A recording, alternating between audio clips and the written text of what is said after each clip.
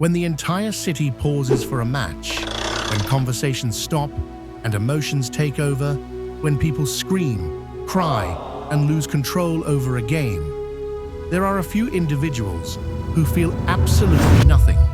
They don't jump, they don't shout, they don't feel excitement or anger. And immediately, society gives them a label. They are called boring. Psychology, however, calls them different. And different minds have always made the crowd uncomfortable. Sports are one of the most powerful emotional systems ever created. They are not just games. They are identity machines. Cricket, football, basketball, the World Cup, the Super Bowl. These events don't merely entertain people. They give them something to belong to. A team becomes a symbol. A win becomes personal. A loss feels painful. For many people, sports are not about the game itself, but about what the game gives them emotionally. Yet, in every crowd, there are people who stand outside this emotional storm. They watch matches without attachment. They listen to sports conversations without interest. They don't feel pride when a team wins or sadness when it loses. This lack of emotional reaction confuses people because modern society expects emotional participation. If you don't react, you are seen as disconnected. But psychology suggests the opposite. Most sports obsession is rooted in identity attachment. People say, "We won" or "we lost," even though they never stepped onto the field. This phenomenon is known as vicarious identity attachment. It happens when individuals borrow a sense of achievement from others because building their own identity feels difficult or slow. When a team wins, they feel valuable. When a team loses, they feel personally affected.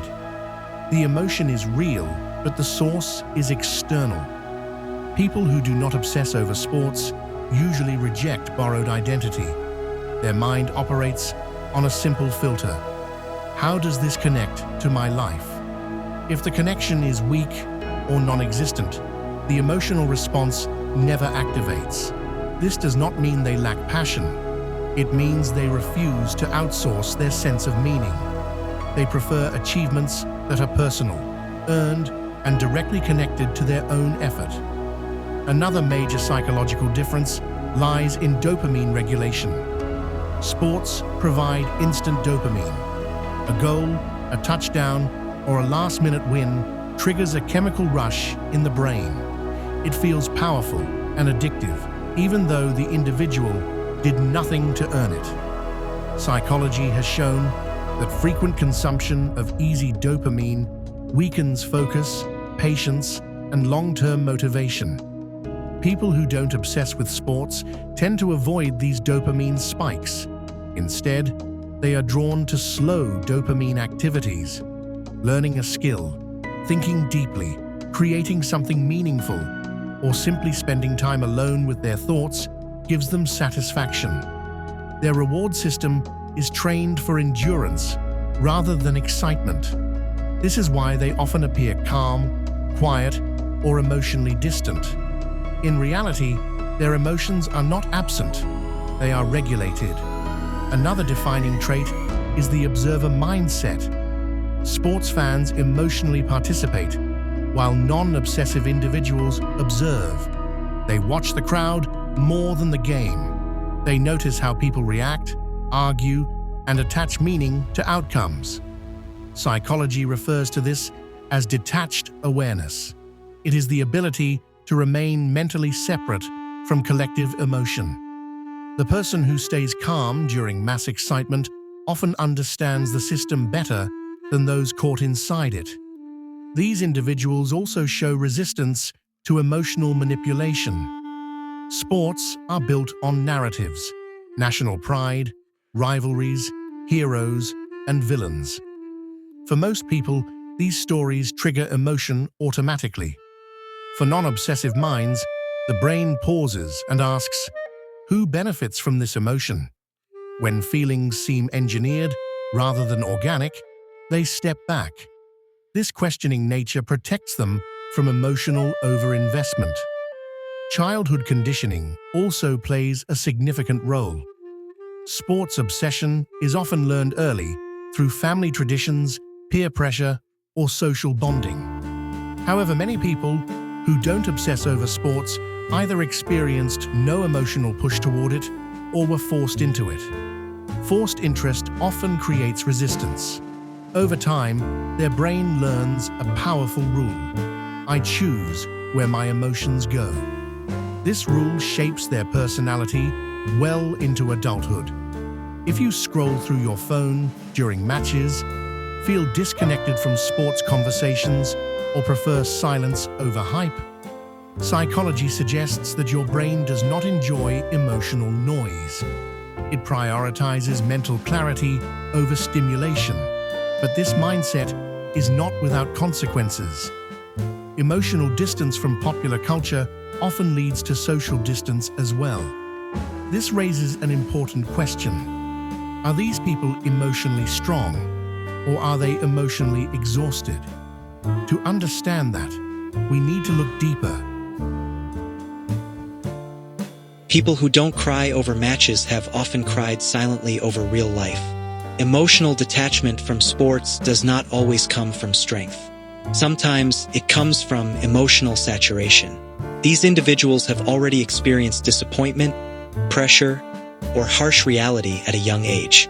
Their brain adapts by conserving emotional energy. It quietly decides to invest feelings only where they truly matter. For them, sports feel like noise, not meaningless, but unnecessary. When emotions have a cost, the brain becomes selective. This is not numbness. It is protection. One of the biggest side effects of this mindset is loneliness. Sports act as social glue. They create instant connections and shared language. When someone does not participate, they naturally feel distant from group conversations. Small talk feels repetitive. Emotional bonding feels shallow. Over time, withdrawal becomes a coping mechanism. Not because they dislike people, but because they value depth over noise. These individuals are often misunderstood in relationships as well. They don't chase emotional highs. They avoid drama. They notice emotional patterns quickly and respond logically rather than impulsively. Some partners describe them as cold. Others see them as mysterious. Psychology describes them as emotionally regulated. They feel deeply but express selectively. Society often misunderstands these people because modern culture rewards visible emotion.